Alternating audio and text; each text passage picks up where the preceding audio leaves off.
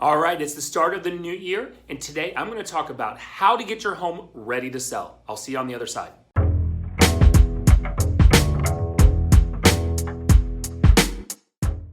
Hi, my name is Nick Good. I'm your Dallas-Fort Worth real estate agent.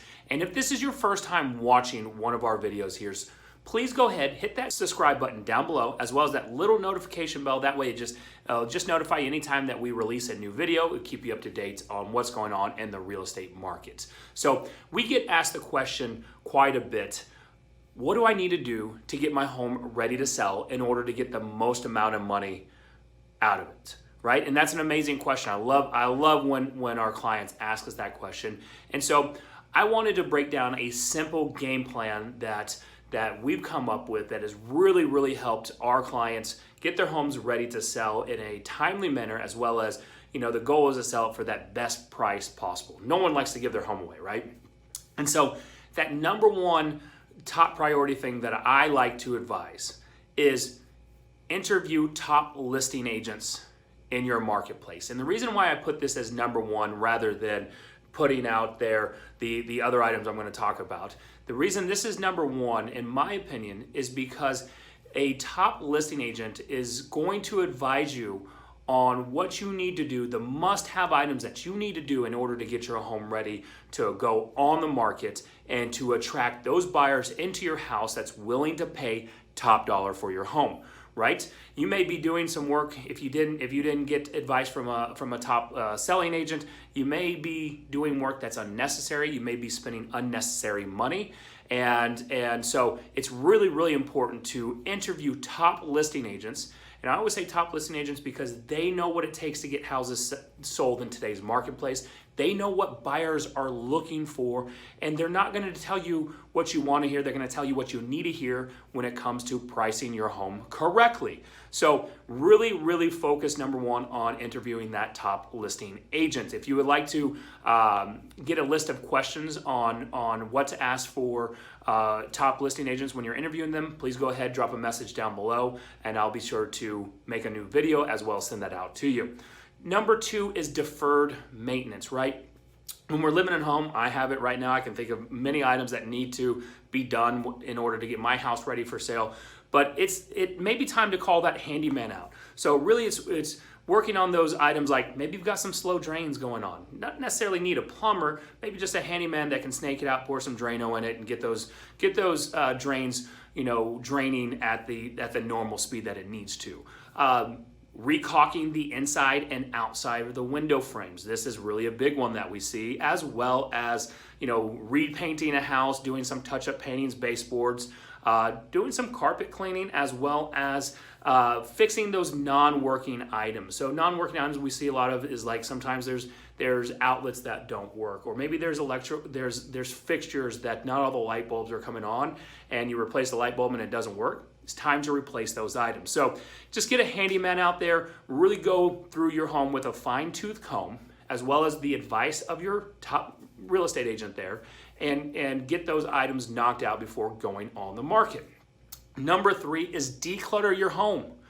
I know that you hear that probably a lot of times, but if you lived in your house a while, you collect a lot of things. So maybe now's the time to get that storage unit, or maybe it's now time just to do the purge. Right? It's time to get rid of and release some of those items into the trash, donate it, have a garage sale, etc. Whatever you need to do in order to get your home in show ready and sell ready shape. That means if you have large furniture, it's time to get rid of that large furniture so buyers can see the layout of your home.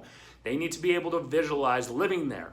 So the next item is brighten up your home. No one likes to be in a dark room unless you're in a movie theater in that media room, right? So buy more light bulbs. When showings are happening, you need to have all the lights on. You want to make sure all the windows are clean. Go ahead and open up all the shades so we have natural light coming in, as well as paint those dark rooms. Maybe you've got some darker wall colors. Go ahead and lighten those up with neutral colors like a gray, a beige, or a grayish. That's something I just learned about. We just went through the whole fiasco of having to paint our house and what color should we paint it. So my wife and I put it out there on Facebook and had a whole bunch of opinions, and that grayish look was something that won out, and it looks really good. Next thing is, do you have pets? not everyone is a pet lover, right? So unfortunately, your loved pets there sometimes give off an odor in the house. So we want to make sure of getting those carpet clean, especially if someone, maybe you've got buyers or kids coming into the house that are allergic to pets. This really helps, get rid of that, as well as putting away the dog beds and putting out those, like a Febreze style plug-in, those air odor eliminators. So we really want to make sure that there's no signs that there's pets in the house, because unfortunately not everyone is a pet lover. The next thing, do you have the budget to upgrade your home? So when talking to your listing agents, the agent that you're going to hire to sell your home, they should be able to compile a list of items that must be done in order to get a price that you're looking for that's market value.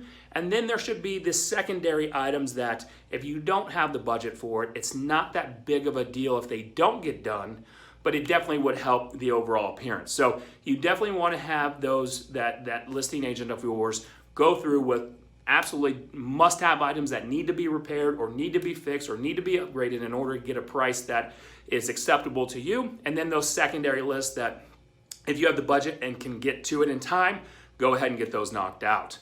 And then of course, depersonalizing your home, right?